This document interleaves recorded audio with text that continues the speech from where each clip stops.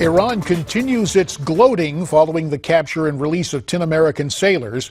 Iran's supreme leader awarding the highest honors that can be bestowed on Iranian military officials to 5 commanders for humiliating those American sailors last month. For insight, we call on our next 2 guests. First, joining us via Skype from Bonita Springs, Florida, the former chairman of the House Intelligence Committee, Pete Hoekstra, currently the Shillman Senior Fellow at the Investigative Project on Terrorism. He's also the author of the book, Architects of Disaster, The Destruction of Libya. And joining us via Skype from Albuquerque, New Mexico, retired Lieutenant Colonel Scott Mann, the CEO of Mission America and author of the book, Game Changers. Gentlemen, we do appreciate your time tonight. Scott, clearly Iran wants the world to see this, and doesn't the humiliation of our sailors merit some sort of response from our commander-in-chief? It absolutely does, JD. Thanks for having me on. You know, I'm out here in Albuquerque, actually traveling around the country doing what we're calling the Victory Garden Tour, where we're talking to Americans about the threats of violent extremism. And I was just in some living rooms last night.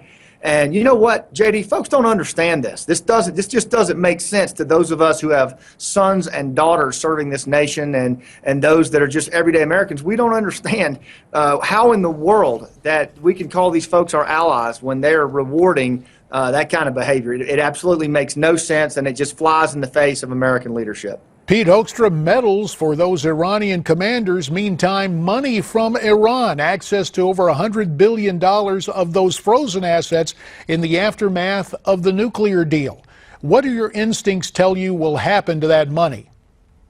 Well, that money is going to, number one, it is going to be used to rebuild the infrastructure in Iran, both the physical infrastructure and their economy. But a good portion of that money is going to find its way to terrorist organizations throughout the Middle East. That's the primary objective. Iran has always had money for those groups.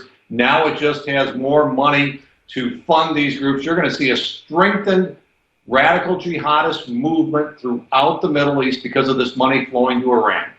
From the Middle East to Africa, we have disturbing news. Boko Haram burning 86 children alive in Nigeria.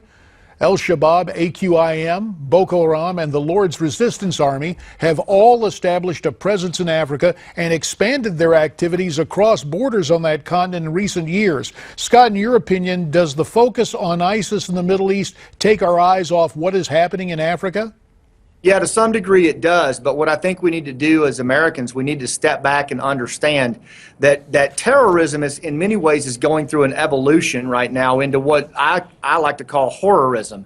And it's where these folks visit just horrific acts of violence locally to achieve social control, and it's getting worse and worse, and many of them are adopting this ISIS end of days mentality where the means justifies the ends every time, or the ends justifies the means.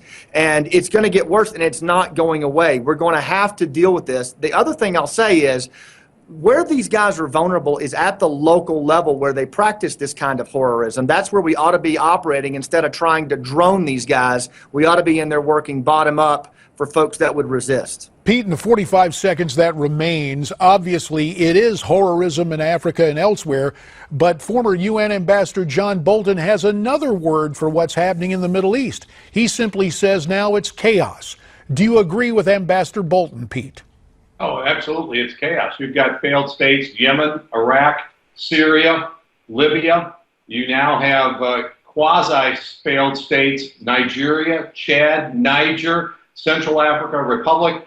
JD, you're absolutely right. This chaos is spreading not only throughout the Middle East, but also as these groups increase their footprint in Africa. We ought to be very, very concerned about both trends. Pete Hoekstra tonight in Bonita Springs, Florida, and Scott Mann Skyping in from Albuquerque, New Mexico. Gentlemen, we always appreciate your insights and your analysis. You heard what they had to say. Horrorism instead of terrorism, said Scott Mann. Agree or disagree? Why don't you send me your comments? And the way to do that is to go to newsmaxtv.com/comments. Rick Unger and Jennifer Burke after this.